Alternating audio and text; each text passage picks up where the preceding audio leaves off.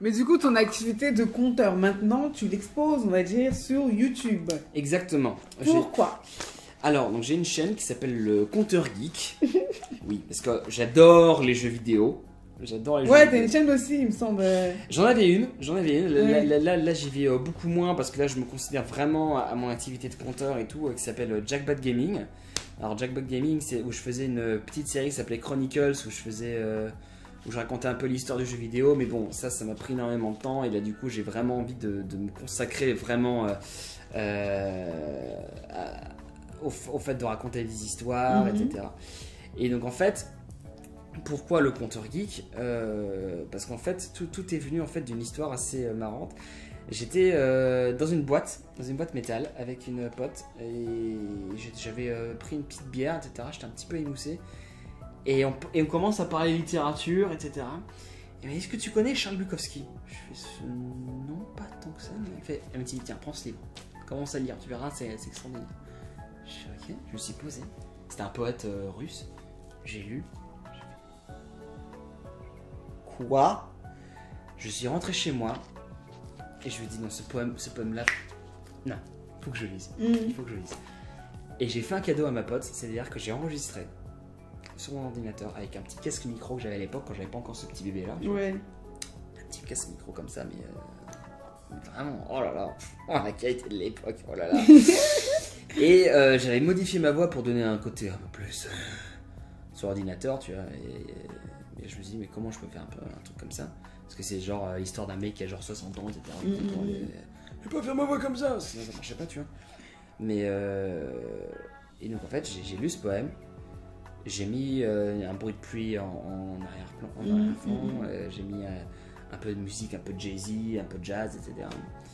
Qui donne un peu un côté New York, un peu sale, etc. Tu vois. Et je lui ai envoyé, et du coup, je l'ai mis sur YouTube. Et je lui ai dit, ouais, mais pourquoi pas continuer? Ouais. Pourquoi pas continuer? Je ne fais que des extraits pour le moment, je ne fais que des extraits. Mais, exclusivité, qui sur ouais, j'ai dit. Voilà. J'ai dit. Mais sur ma chaîne, oui, il y a des exclusivités qui vont arriver. Donc, vu que là, dernièrement, on n'a pas pu vraiment peaufiner le projet encore, on n'a pas pu finir tout ce qu'il y avait à finir, pour la rentrée, avec un copain ingé son, avec qui j'ai déjà travaillé, Antoine Masson, qui est un excellent ingénieur son. On a enregistré l'intégralité du Petit Prince. Oui, j'ai vu, j'avais vu sur les réseaux. Voilà. Il y a un extrait, il me semble, sur YouTube. Exactement. Exactement, en attendant la version complète. Et on a passé 2-3 jours à l'enregistrer. Oui, bah oui. Et j'ai fait toutes les voix. J'ai fait toutes les voix de A à Z. En combien de jours? 2 jours. 2 jours? Ouais. Ça va? Oui. On enregistrait pendant 3-4 heures. En faisant des petites pauses, etc. Oui, quand même, sinon. Oui, bien sûr. Et après, il y a donc le premier extrait de théâtre qui va être mis en ligne sur ma chaîne. Ça va être un extrait de Antigone d'Anouilh, donc la pièce d'Anouilh où je vais faire le roi Créon. Et pour la première fois, qu'il y aura une amie comédienne qui sera avec moi, qui va faire Antigone. Donc, en fait, la base de ma chaîne, pourquoi cette chaîne-là? Parce que j'ai envie que les gens s'intéressent aux livres audio. Oui. Parce que c'est une chaîne qui est absolument formidable. C'est une branche du doublage qui est extraordinaire. Et ça peut aussi permettre aux personnes qui n'ont pas le temps de lire, déjà. Oui, surtout, ouais. Alors déjà, ils écoutent et c'est déjà une très bonne manière aussi de déclencher l'imagination. Comme aussi, ils pourraient avoir aussi envie de se dire, tu sais quoi, vas-y, je prends le livre et je le lis. C'est pour ça que je fais le Conteur Geek, tu vois. D'accord. Et donc ensuite, donc, il y aura donc Antigone, et ensuite la première pièce intégrale de théâtre qui va être lue. Donc là, je vais relancer le casting à nouveau, parce que j'ai déjà 2-3 personnes qui sont prises pour le casting. Ça va être la pièce Caligula d'Albert Camus. Oui, ça me dit quelque chose, oui. Voilà, et où je vais jouer le rôle de Caligula, et d'autres copains vont jouer tous les autres rôles, et ça va être assez incroyable. On attend ça. Ah bah oui. Mais moi j'aimerais bien voir ton talent de conteur. Ouh là là. t'ai sélectionné un petit poème Oh. que j'aime beaucoup. Ouh là là. Et tu vas me le lire. La pression. La Mais pression. non, t'as l'habitude. Ah, attends. Et surtout, ce qui est sympa, Je c'est l'ai que... écrit, comme ça, ce sera plus simple. Tu me dis si tu comprends pas trop mon écriture. Oh. Oui, je peux faire... j'ai appris à faire pas mal de voix depuis que je suis tout petit, en fait. Je peux parler d'une voix comme ça. Une voix comme ça aussi. Là, celle-là, elle est flippante, celle-là. Une voix comme ça aussi. Ouais, une voix de jeune princesse aussi, si vous voulez. Si vous le désirez, bien sûr. Ah ouais, ça, c'est du talent. Du coup, je t'ai sélectionné un poème. Oui, Tu vas me lire. oui. Et je vais voir si je valide ou pas ton talent. Vous savez quoi? Je vais même vous proposer un truc. Je vais te le lire. Je vais te le lire. Il va être enregistré. Je vais vous faire un montage audio et sonore. Et vous aurez, en exclusivité, sur la chaîne d'Albisso et sur ma chaîne, le poème que je lui ai lu. Ouais. Bah tiens, du coup, je te laisse découvrir. On fait ça? On fait un petit deal? Allez, on fait un deal, ma chérie. C'est parti. Alors, femme noire, bien sûr. Mais d'ailleurs, sachant que quand j'étais petit, j'avais déjà aussi écrit... j'écrivais beaucoup. J'écris beaucoup de poésie quand j'étais jeune.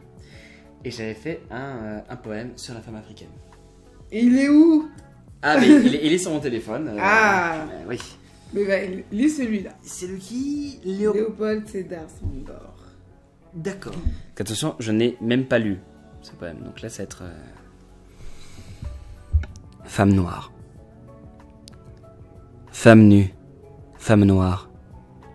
Vêtue de ta couleur qui est vie. De ta forme qui est beauté. J'ai grandi à ton ombre.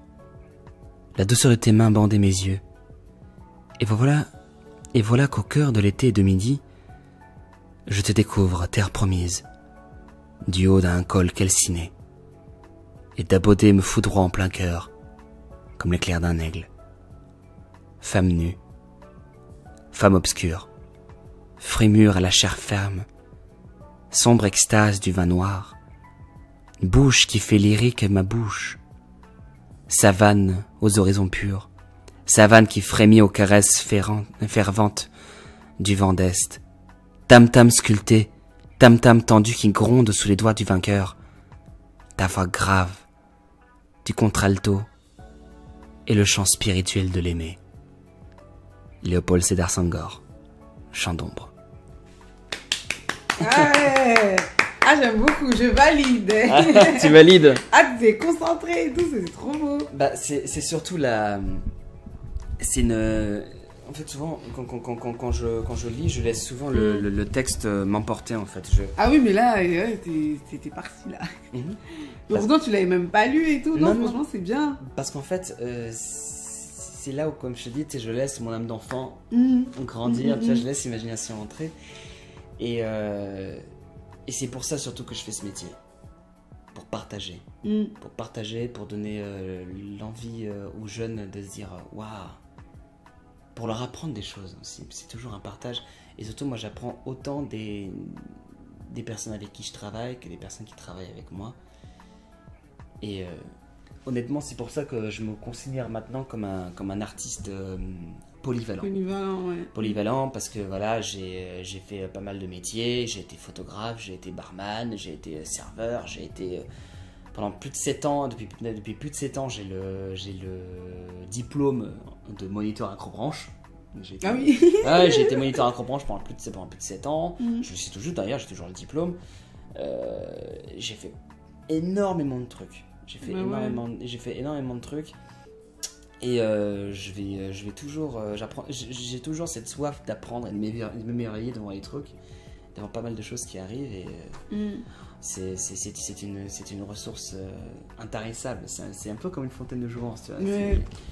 Et par exemple, je pense qu'un jour, je vais... c'est un de mes rêves plus tard, c'est de pouvoir créer et construire des écoles un peu partout dans le monde, en Afrique, dans les îles, un peu partout, pour ces jeunes enfants, ces jeunes femmes qui ont un talent, mais qui ne demandent qu'à sortir. Ouais. Et qui malheureusement, à cause de certains statuts sociaux, à cause de certaines X ou Y raisons, n'ont pas les moyens ou l'occasion de pouvoir exprimer ce qu'ils ont à ressentir et à exprimer. Moi, ça me fend le cœur de voir ça. Tu vois, donc moi, je me suis dit, non, j'ai envie de leur donner cette chance. J'ai envie d'apprendre aux gens comment lire un conte, comment lire un livre, comment transmettre des émotions, même ne serait-ce qu'aussi bien dans le théâtre que dans le cinéma, tu vois. Je me considère comme un artiste polyvalent, voire même, je pense que nous, tous les artistes, vraiment tous, aussi bien les danseurs, les peintres, les écrivains, tout ce qui concerne l'art, tout ce qui touche à l'art, nous sommes, selon moi, les troubadours des temps modernes. Troubadours, carrément. Ah oui, les troubadours, parce que nous racontons des histoires, nous sommes des conteurs. Et j'aime ce côté troubadour. J'aime le côté de hey, regarde, les gens qui vont faire des concerts, tu vois, qui vont faire des tournées, etc. Les compagnies de films, etc. qui vont tourner des films dans je sais pas où dans le monde, etc. Font tour du monde. Mais oui, mais ce sont des troubadours. Les troubadours à l'époque, ils avaient leur petit luth, leur petit sac, et hop là. Ils allaient dans les rues, ils allaient dans les villages, ils chantaient. Et surtout, les troubadours étaient très très très importants, les colporteurs et tout. Ils étaient très respectés parce que c'était eux qui amenaient les nouvelles de la grande ville. Genre, qu'est-ce qui se passe? Est-ce que le roi va bien? Est-ce que le monde part en guerre, etc. C'est très messager, on va dire. Exactement. Et c'est pour moi, voilà, pour moi, je me considère, et je considère aussi tous les autres artistes, nous sommes des messagers. On a des messages à faire transmettre. Moi, je veux transmettre. C'est pour ça qu'un jour, j'espère pouvoir devenir professeur de théâtre et de pouvoir enseigner à mes élèves cette passion, cette flamme, parce que je pense que si tu veux être artiste et que tu n'as pas cette flamme et que tu ne veux pas, et que tu n'as pas envie de transmettre cette passion, ce qu'on t'a appris, ne fais pas ce métier. Ce métier n'est pas fait pour toi. Ne fais absolument pas ce métier, parce que sinon tu vas devenir une diva égoïste et qui va ne penser qu'à sa et qui n'aura qui au fur et à mesure va se retrouver toute seule. Toute seule, et puis quand il n'y aura plus rien. Et il n'y a plus rien. Il n'y aura plus rien. Exactement. Mais elle est intelligente quand même, hein. Intelligente la petite, hein. Excusez-moi, c'est mon grand-père, hein. C'est Papy Geek qui est à l'intérieur. Non, moi, je vous l'ai dit, il y a 10 000 personnes là à l'intérieur. Là, j'aurais dit 13 000. Hein. Elle va pas commencer non plus. Mais... D'accord, je suis déjà vieux, mais bon... Alors, si je peux quand même faire une petite dédicace... elle est gentille, la petite, hein, elle fait du bon petit travail. Bon, c'est pas grave, c'est pas grave. Bon, allez, moi, je vais rentrer dans la tête du petit, je vais pas monter. Excuse-moi, Ouais, il y avait ton grand-père, là, il y a 2 secondes. C'est pas vrai. Bah si. Oh, merde. Fais chier. Papy, préviens, sans déconner. Oui, je suis ce qu'on appelle un phénomène. Ouais, là, c'est un gros phénomène. C'est qu'une fois, mon père, il m'a fait rire une fois. Parce que des fois, mon père et ma mère, qui sont comédiens, tu vois, et est-ce que je suis vraiment dans le milieu, tu vois, ils m'ont dit une phrase une fois. J'étais en train de faire le con, en train de faire des voix différentes. Et là, mon père, il me regarde, il me fait... Si t'existais pas, il aurait fallu t'inventer, quoi. Mais c'est positif, hein, quand même. Mais oui, mais moi j'ai pris ça comme le meilleur compliment de ma vie. J'ai fait, j'ai kiffé, j'ai fait yes. Tu vois, j'ai adoré, tu vois. Et mais en tout cas, il faut savoir que le travail que je fais en tant que conteur geek, c'est pas que de la lecture, c'est beaucoup de répétition, beaucoup de travail, beaucoup de diction, beaucoup de respiration. Déjà, ne serait-ce que pour mettre les ambiances, il faut trouver une musique, il faut trouver des bruitages, il faut trouver plein de choses, il faut trouver un rythme selon l'histoire que tu lis. Et par-dessus le marché, il y a aussi le montage vidéo. Il y a le montage... La partie la plus importante. Exactement, parce que moi je veux que les personnes, en fait, quand ils regardent mes vidéos, qu'ils puissent aussi bien l'écouter en se baladant que regarder avec des images. Et ça c'est un immense bordel. Mais du coup, tu fais comment pour gérer ton temps, vu que tu fais énormément de choses? Alors, je fais pas énormément de choses non plus. Quand même. Oui, mais il y a quand même des temps, on appelle ça les temps morts. Tu vois, donc en fait, c'est durant les temps morts que là, je m'occupe principalement de ma chaîne, où là je regarde qu'est-ce que je pourrais lire, qu'est-ce que je pourrais travailler, etc. Il y a des jours où je passe des jours en ermite. Je suis en ermite, c'est-à-dire je passe 3 jours dans ma chambre, je dors, en gros, je peux commencer à... Et quelle heure? Ouais, 18h, bon allez, je commence à enregistrer, là, je monte, et quelle heure? 8h du matin, bon bah allez, je vais me coucher, et je me relève, il est 20h, bon allez hop, et après... Ah oui, d'accord, ouais, c'est... Il y a des jours... Ah non, Voilà, il y a des jours où je suis ce qu'on appelle en mode vampire. Je suis en mode vampire, c'est-à-dire je enregistre, et c'est là où je suis en mode bouffe de gros, c'est-à-dire en gros, tous les soirs, hein? Oh, j'ai la flemme de bouffer, hop, tacos, hop là, hop là, mais après, voilà. C'est un immense travail parce que mettre une ambiance, déjà, faut la trouver les ambiances. Ouais. Des fois, je peux passer 2-3 heures à arpenter YouTube, à arpenter les sites de bruitage pour trouver le bruitage qu'il faut. Ouais.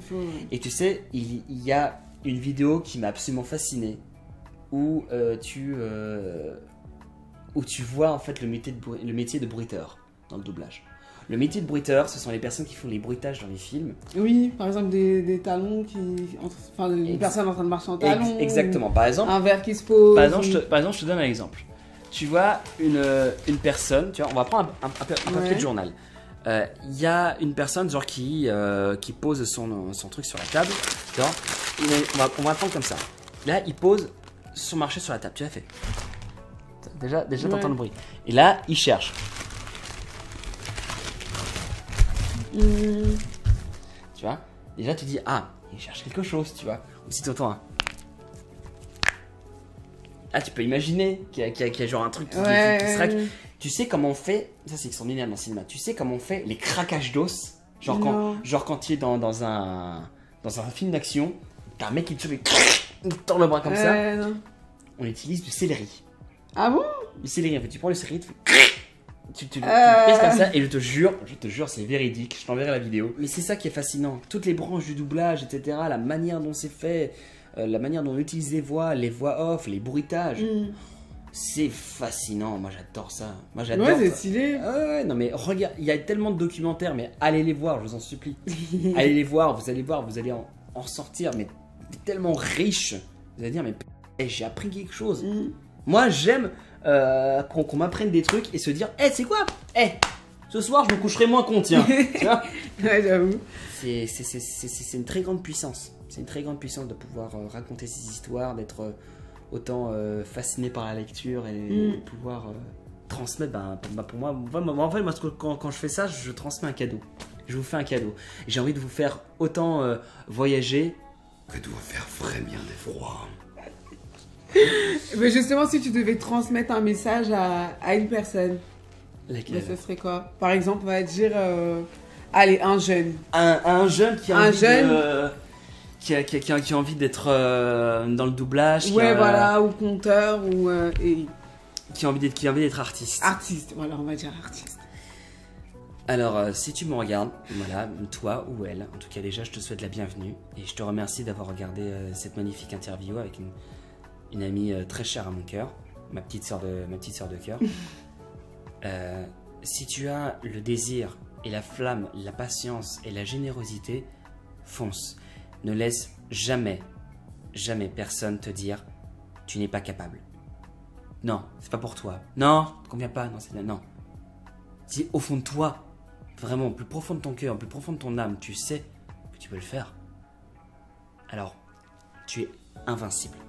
Tu es invincible. Ne laisse jamais quelqu'un dicter ta vie. Jamais. Que ce soit un membre de ta famille ou quoi que ce soit, si ils ne sont pas d'accord, on s'en fout. On s'en fout. Ce n'est pas leur vie qui est importante, c'est la tienne. Et la tienne, tu ne la vis qu'une fois. Tu ne la vis qu'une fois avant une réincarnation où on ne sait pas. On ne sait pas ce qui se passe après. Donc, moi, ce que je te conseille, c'est vis pour toi. Vis pour toi, vis pour ton art et surtout, lâche prise. Lâche prise. Ne laisse pas le stress monter, ne laisse pas l'ego te bouffer à l'intérieur en me disant c'est comme la petite voix que tu as derrière qui fait et derrière ta petite ange qui fait non, vas-y. Écoute la voix de l'ange. Écoute ta lumière. Écoute pas cette petite voix qui fait « Ah, t'as vu? Ah, t'as raté un truc? Ah, t'es qu'une merde, t'es qu'une merde !» Non. Lui, tu vois, tu l'attrapes, tu fais « Ah, hop !» Tu mets dans ta poche, et tu dis maintenant, chut, tu te tais. Et tu écoutes seulement ta lumière. Et tu bosses. Bosse, bosse, bosse, bosse. Je suis un immense feignant. Je suis un gros flemmard. Mais quand il s'agit de mon travail, je bosse, je bosse, je bosse, je bosse et je bosse. Et s'il faut en passer des jours et des jours et des jours, mais alors fais-le. Fais-le. Parce qu'au moins, à la fin, quand tu auras le résultat final et que tu verras que les gens seront émerveillés, ça vaut tout l'or du monde. Et surtout, grand conseil, tu es dans une salle de 100 personnes. Tu as joué une pièce ou quoi que ce soit. Ou tu as montré un projet. Mieux vaut avoir une personne qui te dit « J'ai adoré ce que tu fais. C'est génial. Franchement, tu m'as ébloui. » Et 99 personnes qui font « Ah, non, j'ai pas aimé. Moi, j'ai pas aimé. Non, adieu. » Très bien, tu les enlèves. Ils ont rien à faire. C'est pas grave. T'as déjà gagné une personne. Ça, c'est déjà une immense victoire. Que d'avoir une personne qui fait « Ah non, j'ai pas aimé. » Et que 100 personnes qui sont en hypocrite « Oh bah oui, c'était assez extraordinaire. » Et là, tu ressens au fond de toi et t'as envie de leur dire « Mais fermez vos gueules. Fermez-la. Fonce. » Il y a Shia LaBeouf qui disait « Just do it. Just do it. » Mais alors fais-le. Honnêtement, la seule personne qui peut t'empêcher de faire ce que tu as envie de faire, c'est pas ta famille, c'est pas tes amis, c'est pas ce que t'entoure. C'est toi-même. Ton pire ennemi, c'est toi-même. Un de mes mentors à Acting International, qui s'appelait Nathan Wilcox, il me disait toujours en anglais, don't think about it, just do it. Quand il concerne un rôle, techniquement, don't think about it, just do it. Fais-le. Qu'est-ce qui t'en empêche? Qu'est-ce que tu as à perdre? Et le seul conseil que je peux te donner, fais des stages, fais des écoles, va dans des troupes, va dans des compagnies, joue. Et surtout, je t'en supplie, fais-toi plaisir. Fais-toi plaisir à le faire. Tu verras quand même quand tu feras du clown, quand tu feras toutes ces choses-là, tu te rendras compte que le ridicule ne tue pas. Il ne tue pas.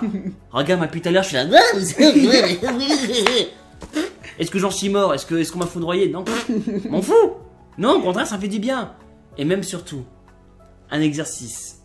Fais-le tous les jours. Tu te lèves, tu te regardes dans la glace et tu fais... Et tu rigoles, tu te souris, mais tu te dis merci d'être là. Remercie-toi, apprends à t'aimer toi-même. Apprends à t'aimer toi-même. Parce que tu verras, quand tu vas t'aimer toi-même, mais alors sur scène, tu es invincible. Tu es invincible parce que tout ce que tu vas transmettre autour de toi, c'est des émotions et surtout l'amour de ton travail. Et quand tu transmets l'amour de ton travail, ça n'a pas de prix. Et si tu as encore une moindre question que tu as envie de me poser, ou ne serait-ce qu'à d'autres comédiens, etc., n'aie pas peur de poser la question. N'aie pas peur. Ma chaîne est accessible, je suis sur les réseaux sociaux, le compteur geek. Et viens me voir. Avec grand plaisir, je te répondrai. Avec grand plaisir. Et n'aie pas peur de faire des erreurs. Ouh là là. C'est normal. Oh, n'aie surtout pas peur de faire des erreurs. Ouh là là. Moi, il en a fallu. Et moi, j'en ai chié. Hein.